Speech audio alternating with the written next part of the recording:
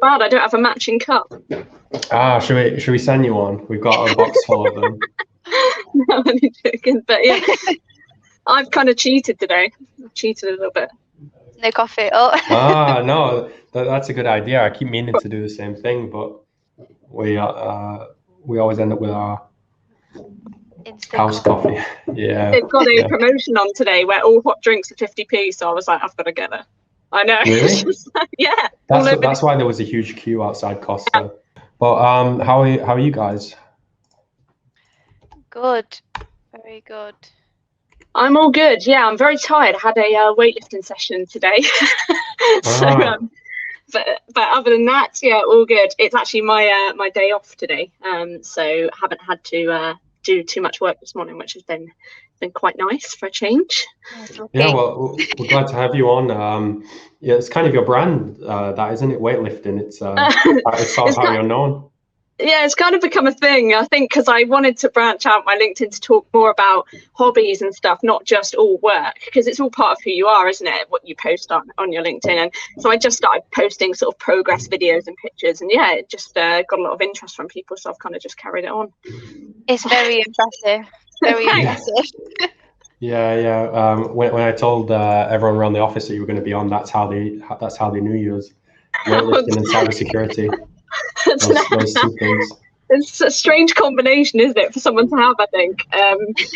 But yeah, no, this morning, I did a weightlifting session this morning and ended up lifting 100 kilos today. Wow. After a couple of months off. So it was awesome. Yeah. So really good morning this morning. Awesome. That's really cool. I think that's a good sort of a side note for people. Actually getting a bit more about yourself out there on LinkedIn helps to sort of boost your profile, and especially people looking for jobs. If you get your hobby or the thing you do or the thing you're really passionate about out there as much as possible, people are going to remember you for that. Yeah, I think a lot of people need to realize that part of being good at your job is also that customers, clients, whoever you're engaging with, trust in not just your capability, but your character, who you are. And part of, you can use your LinkedIn to not only network with people, but also to show really who you are. And that's not just who you bring to work. And I'm a big believer that you should bring your whole self to work. But you can also talk about what makes you passionate, what you're interested in, what fascinates you. And I guess that's what drives me to post more about some of the outside stuff, not just cybersecurity, just to show a bit about who I am, both in and out of work. So yeah, people definitely buy from people. So it's always good to have that personal side on, not just the work. Absolutely. And Holly, you had something you wanted to talk about this time, right? Yeah, so I saw that we were going to talk about getting in cyber again, which is always a big topic.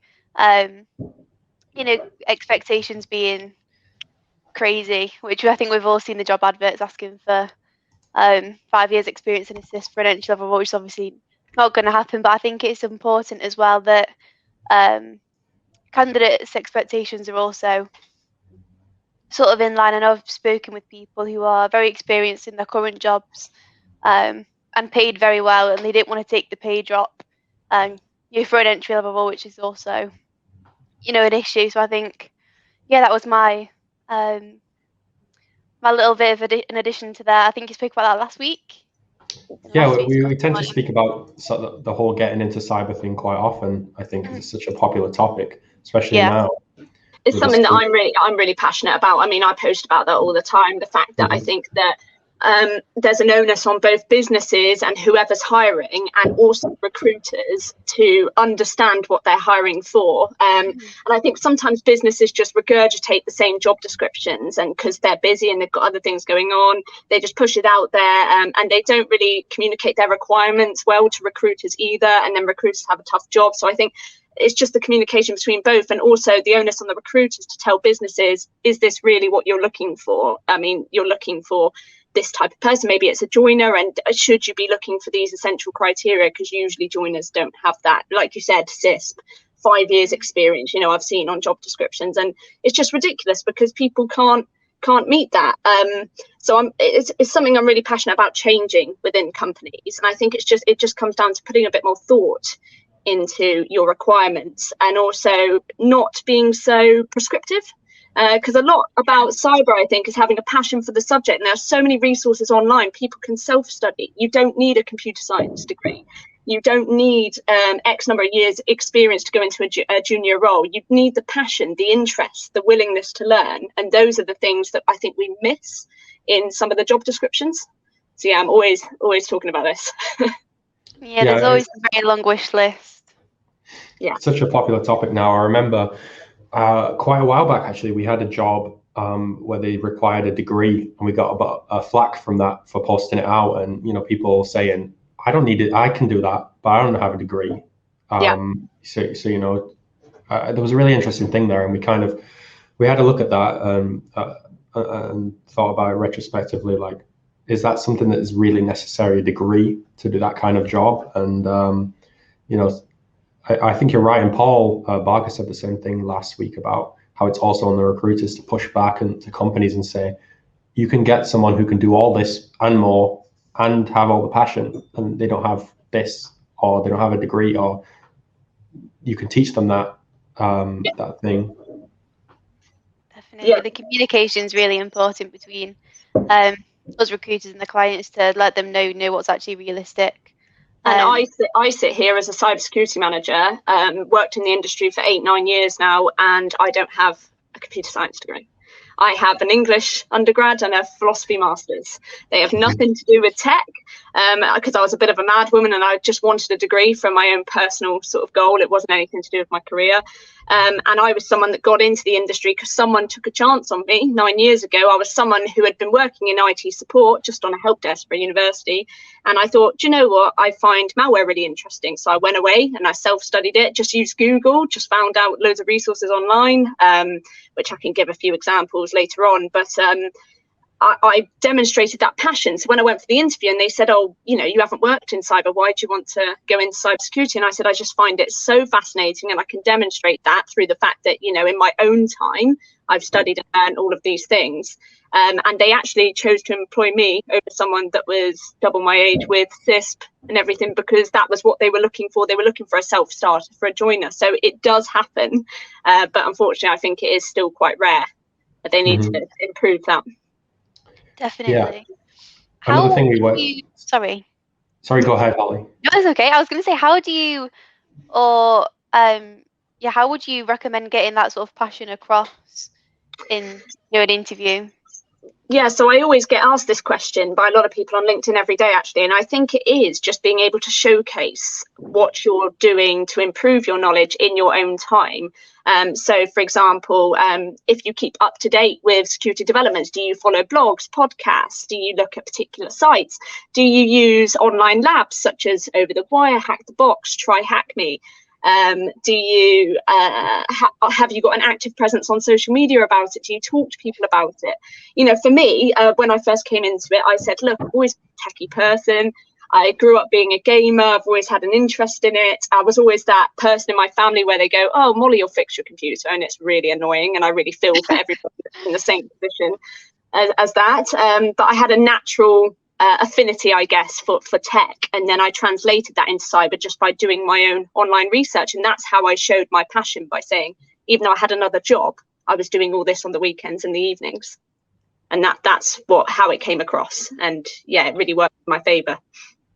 Interestingly, we were actually talking to a couple people around that kind of junior entry level about coming on here and giving their side of the story. And the funny thing is, most of them are so busy studying for certs and everything that they don't actually have as much time as some of the people who are in the industry. We have Cornelius just said, I'll throw that up on the screen.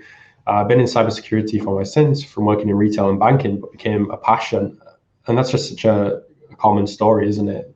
Whatever the industry, just so many people find a passion for it. And I think the passion is worth more than any kind of degree or certification. Yeah, and I think it's just a case of tweaking job descriptions so that you're not doing what we're used to doing, which is saying these are essential criteria, you need to meet these, and instead saying, look, we understand that unicorns don't exist, but if you feel you have the capability or the passion and that you can develop these skills, please believe in yourself and apply today. That sort of invitation will invite, you know, people who have the passion to give it a go. And I think there was a study, I can't remember, forgive me, the name of the study, where I'm quite passionate about gender diversity as well in tech and cyber, where they said that actually for women, when they read a job description, they need to hit and meet every single one of the essential criteria to even believe in themselves enough to submit an application, whereas a guy might meet 60% of the things on the list and then submit an application. So actually it has a massive impact in who we invite to give it a go, to take a chance. And I always tell people, look, if you feel you don't meet every single one of an essential criteria, but you feel that you meet the day-to-day sort of responsibilities description of that job, and you feel you can do that, give it a go, and see where you get to. We were actually looking at a tool, interestingly enough. I can't remember 100% what it was for, but they mentioned how there are certain words that women react badly to, and I think challenging is one of them. And it has the same sort of effect as you said. It just puts them off, and it's like, how can we start to write these to be more inclusive, to get this broader range of applicants, so that we can bring in these diverse skills? Yeah, I think inclusive language is a really important topic, and it's just thinking more about how you're portraying your company and how you're coming across as well. And I think cybersecurity is widely a misunderstood field. People, I mean, even people, when I say I'm a cybersecurity manager, they say, oh, so you hack? No. Oh, so you code? No. Oh, so you're good with computers? Well, yes. You know, like, they're the three things that everybody thinks. And, oh, so you must have a computer science degree. These are the common misconceptions that still prevail in the industry. And I'm just really passionate about sort of busting those myths and telling people, look, if you don't enjoy coding, doesn't matter. Cybersecurity isn't just technical. It's got the governance roles, it's got policy, it's got process, it's got risk management, sales. I could go on forever about all the different training and awareness as well, all the different roles within it. But it's just, people have honed in on that technical, which for some people they really enjoy and find fascinating, and that's absolutely fine. But there's also a large portion of people that don't even know all these other roles exist. And so when you write job descriptions with all this technical jargon, some people who aren't technical might be a bit like, that's not for me. And then they're missing out on that whole broad scope of other domains within the industry. Definitely, yeah. I feel like that's a topic that we could probably talk about for hours. Yeah. Just before we sort of jump onto the next topic, this is actually the one Paul suggested to you, Mollie. I think we should start with whoever's here in the chat. Let us know what you're drinking, what you brought with us today. As we said, we're all on the coffee, thankfully. The last few times I've actually brought water and really let the team down. And I'm sort of cheating. I haven't made my own coffee. Yeah. But nonetheless, it's still coffee, so winning. Nonetheless, yeah. So the topic Paul had mentioned was about Facebook's recent shoddy practices and how to repair trust in tech. Yeah. I think that's one you probably better lead in on, Mollie. Yeah, so I mean, those that follow me on LinkedIn will know I'm quite outspoken about Facebook in particular. I mean, first off, to preface, I mean, I think every social media site, it will collect data. So this is not just to, isolate Facebook out, because all of them do it. It's just the extent and how transparent they are about it. And Facebook is the one that I particularly, unfortunately, have a bit of a bit of a problem with. So I think just historically, their privacy practices have left a lot to be desired. I think it's just the fact that they are slow to respond when companies or governments or law enforcement have asked them to provide information. Obviously, we had the Cambridge Analytica scandal a few years back, which was absolutely massive. And I think that showed the extent of data collection, that it's not just from an individual perspective having your data exposed. They are also using that data to influence political campaigns. And it undermines democracy to some extent when you're using it to that extent. And I just think that is quite fundamentally wrong. And recently, obviously, there were millions of people's phone numbers compromised, but it actually happened. I think it was back in 2019 that it had happened. It had only just hit the news when it had been published online, and everybody saw that there was a data dump online, and they thought, oh no. But it just seems to be a recurring thing that happens with Facebook, where data just keeps getting compromised. And I say that in quotes because sometimes it has been sold to third parties. And I would just advise people you can go into your privacy settings on Facebook and download a whole file which shows you all of the data Facebook has on you. And it just informs how much they're really collecting about you, so you can fully understand and be fully transparent about it. So that is why I closed down my Facebook account about 2 years ago now and haven't looked back. Whereas I've kept my LinkedIn. I've even got Instagram, which I know is owned by Facebook, but they don't collect as much as Facebook did. So I'm happy to take, it's all about risk.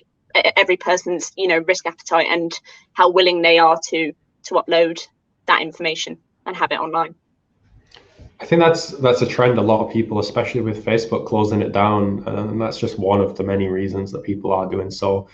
We were actually talking about it, the topic earlier in here, and people were kind of trying to remember what data they've got on their Facebook account. Like, is my number on there? Could it have been part of the leak? How much historical information have I got about myself on Facebook that could potentially be at risk? And I think you're right that the profiles you have now, it is based on risk in some way. Which one is the most risky? Even though Instagram, is owned by Facebook, less risk. I didn't actually know that, which it's good to know. Yeah, like some people think, with the recent announced breach of millions of phone numbers, people think, well, it's just a phone number, but actually those phone numbers can then be used by attackers to conduct social engineering attacks, fraud, things like this. So it does have an impact, even though it is less likely to have an impact. It is still nonetheless an impact. So it's all about thinking to yourself, would I be comfortable with my phone number being out there? And if you would be, absolutely fine. But it's just taking the time to understand exactly what data you have out there on all your different social media accounts. And you can do that, most of them. Even LinkedIn, has a section where you can download your data and see what they process. And I just think it's really important, because a lot of people don't take an interest in it until they get involved in a breach, and then it's too late. So yeah, it's always something I'm just trying to get people to do. I think it's super important in general, but as well with so many kids on social these days, I can't even begin to imagine what data is just freely available for some of these kids that are just dumping it on TikTok. Yeah. It's just unbelievable. Yeah, TikTok's another one that's hit the news recently, where they've got questionable, data collection techniques, where they've found, even things like screenshots and really unnecessary things have been collected, and it doesn't make a lot of sense. So again, it comes down to risk, doesn't it? A lot of people, I have friends who have tried to, tell them, why do you use TikTok? And they say, it's fun. You can't win against that, right? You can't win. But my goal is just to raise the awareness, to get people thinking about it a bit more, to get them to check things. And then they might come across something that they think, not really comfortable with that. And it might inform a bit of a decision there. So yeah, the key is just awareness, I think. I think for me, that's one of the things I really love about the sort of cybersecurity online presence.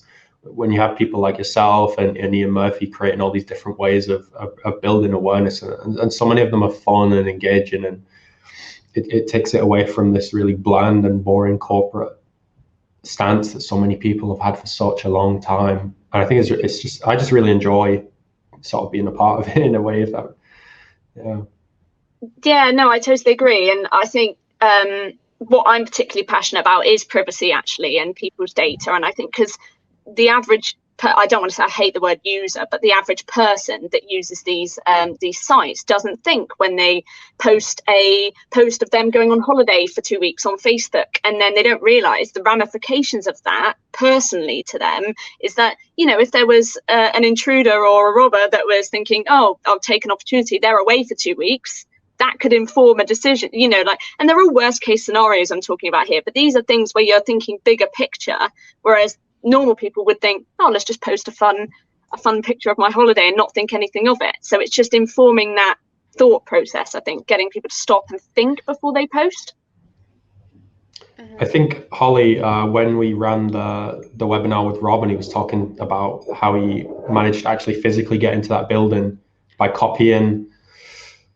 He saw someone in the security uniform on Instagram, and he saw the ID badge, and he was able to copy the ID badge based on that.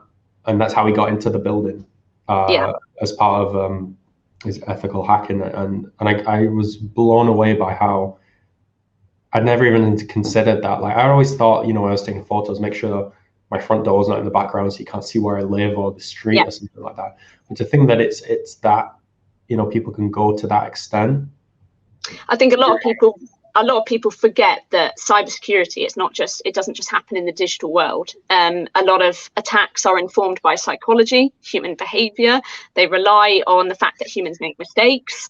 And that is what is conducive to some of the biggest and the best attacks. So by just thinking a bit more and being a bit more conscious about what you're putting out there, you can prevent a lot of this, like social engineering, from happening. So yeah, that's something I'm particularly passionate about. Just going to run through some of the comments that people have been leaving.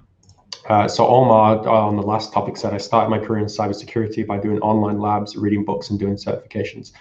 I'm really kind of interested in the online labs type thing, because I see so many people. Will Street is one of the main ones I see posting about that. Is it Hack the Box? Yep. Yeah. Have you on any of those? Yeah, I've got an account with Try Hack Me and Hack the Box, and I think that they're both brilliant. I've even done Over the Wire. So Over the Wire is war games where you do similar sorts of things, where you can use labs to try out simulate certain attacks. And all three of them are brilliant, actually. I will admit, I'm not an ethical hacker. I'm a certified ethical hacker. I've got the certification, but it's not the area I'm interested in. Whereas I know a lot of people, that's the glamorized subject that everybody loves to talk about. But those three resources are all really, really useful for practical skills. And I recommend them to people on a daily basis. And when it comes to certifications, I was going to pick up on that earlier, but I completely forgot. A lot of people ask me, what certification should I get to, go into cyber? And I think we need to change the focus so that we're not focusing so much on certifications, like we were saying, with essential criteria and having to tick certain check boxes. Instead, it's showcasing, like I said, that passion through online labs, through self-study. And you might be studying towards a certification. That's absolutely fine. I mean, there's some great resources on, like YouTube, Pluralsight, Bright Talk, all of these websites. Future Learn has a great introduction to cybersecurity course, for example, if anybody's interested. And I just think it's really key to diversify your knowledge, because it took me about 6 years in security to decide what area I wanted to get into. And like I said, people don't understand it's so broad. And so one of the biggest things I say to people is network. Go on LinkedIn, find people that work in different areas of the industry, and just reach out to them and ask them, what does a day in your job look like? What do you like best about your job? And see if something resonates with you, because you might think hacking sounds really, really good. And then you might speak to someone who works in it day to day and realize maybe it's not for you and there was something else you hadn't considered. So yeah, networking is absolutely key. Definitely. And everyone's so happy to help. Yeah. In this industry, which is amazing, obviously, if you need that advice. Yeah, I mean, I always invite people, I've tried to get back to every message I receive, just say, look, if you've got any questions, just fire them at me.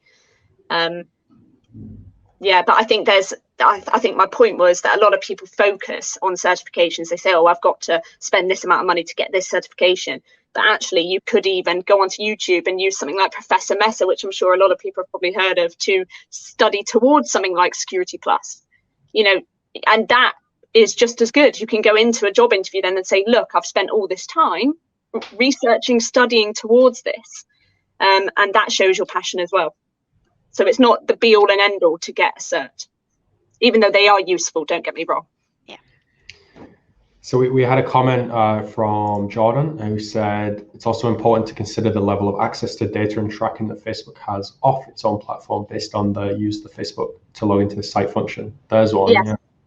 That's a really, really good point. So a lot of people don't realize the blanket sort of, when you get a notification come up, oh, do you want to link your Facebook account to this site? And it's easier because it's one login. But actually, there's always some terms and conditions about what data you're then sharing with that third party. And a lot of people just blanket click, agree without reading. And again, it's about that awareness of looking at what you're actually sharing with that extra site, and whether you're comfortable with that. And actually, even the site's reputation, have they got a good reputation for security and privacy? And you can usually find that by just, what's happened recently or over the last few years. Do they have a privacy policy? Everything like that. So I think people could just be a bit more conscious and research before just clicking yes. But yeah, that comment was great. That was something I haven't touched upon, but it is something that a lot of people make a mistake with. Mm-hmm. And I think that kind of takes us back to what we were talking about on a previous episode about the cybersecurity ratings, where they're essentially predicted to become as important as credit ratings. Can you deal with that? Should you deal with that business? Are they secure? Are they going to handle your data well? Yeah, it's an interesting one. I mean, I think it's very difficult. So we face a problem where standardization is difficult, right? Because every organization is different. They operate differently. Some organizations have to have, for example, legacy kit, which is vulnerable, but it supports a particular niche service, and the newer technologies cannot support it. And I don't think companies like that should have to be penalized, just because of that. So I think we've got standards in place, particularly in the UK, speaking from a UK perspective, that companies can work towards, such as ISO 27001, to demonstrate that they've got a good information security management system in place.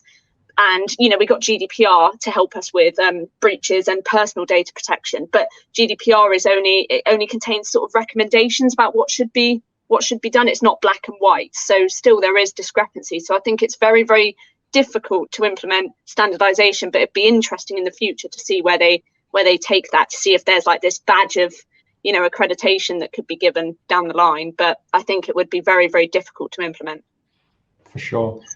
Just run through a few more comments. Cornelia said, love red teaming on the ethical hacking systems.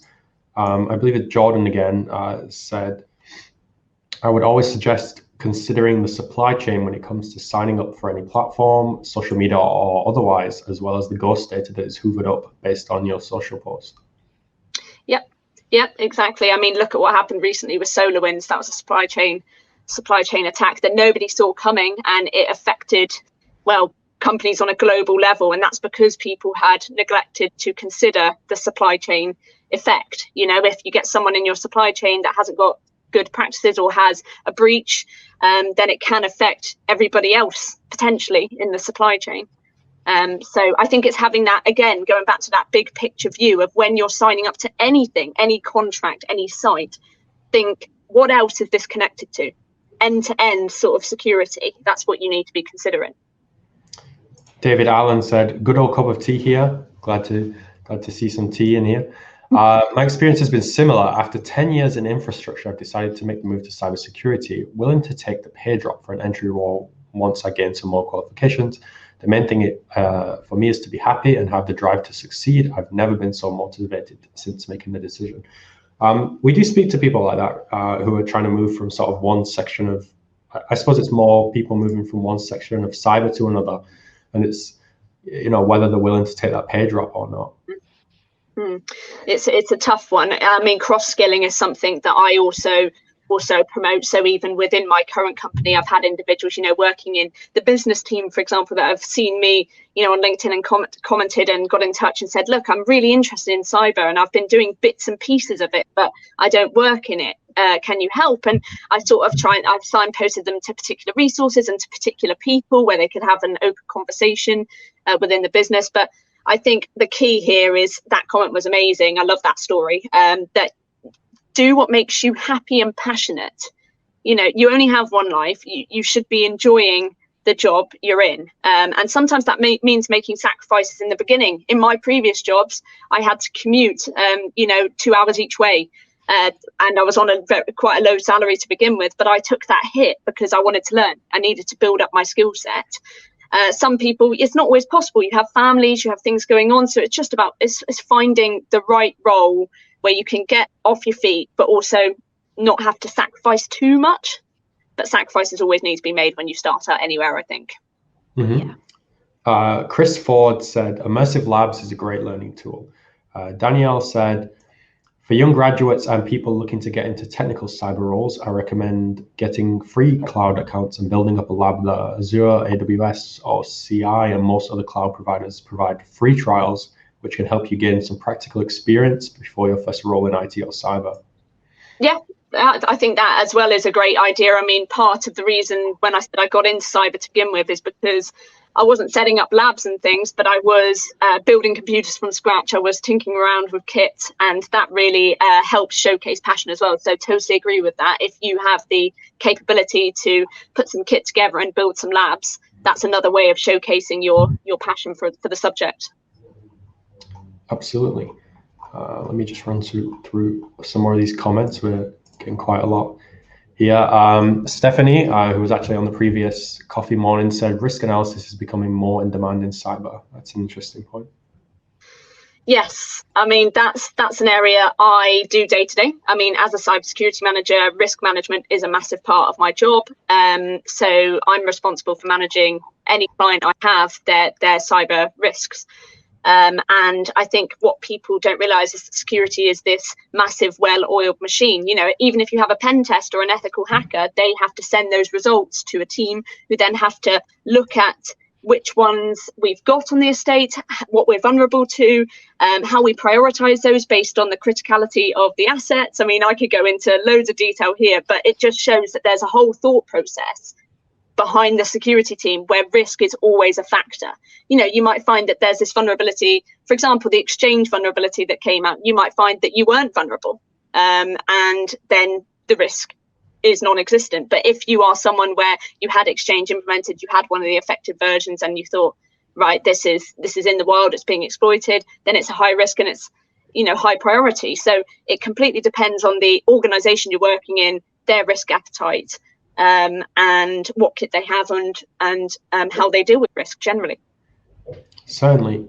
So we're about finished. I'll just read the last few comments. So Ibrahim said, hello guys. So hello, Ibrahim. Hello. Jordan said, CyberSafe do some fantastic stuff in the human-centered space as well. And who is that? Let's answer this last one. So Adam said, tips on landing the first SOC role. Tips on landing the first SOC role. I think every person comes from a different background, so it would entirely depend on. Feel free to reach out to me on LinkedIn, by the way, and tell me about your background, because I can try and help tailor some advice to that. But I think we've got to be really careful here of going down the route of saying, oh yeah, go for these particular certs and do this particular knowledge development, because some people might be a bit further on than others. But in general, I think the idea of setting up your own labs and playing around with things is a good idea for a SOC role. I think looking at courses and certifications, maybe around Network Plus and Security Plus, if you're completely new to technology in the industry, then those might be a good place to start. So yeah, I think it's just a case of finding out what areas you're passionate in and trying to tailor your study towards that. Awesome. Like you said, get in touch. And I think we're about finished here. We ran over a little bit, but we always tend to when we're talking about these kind of topics. It's there's so much you could say. Cornelius said, hi, Adam, please connect and we can discuss. I will connect with you after this, Cornelius. Feel free to also join us in the Cyber Lounge, our group where we run all these kinds of events.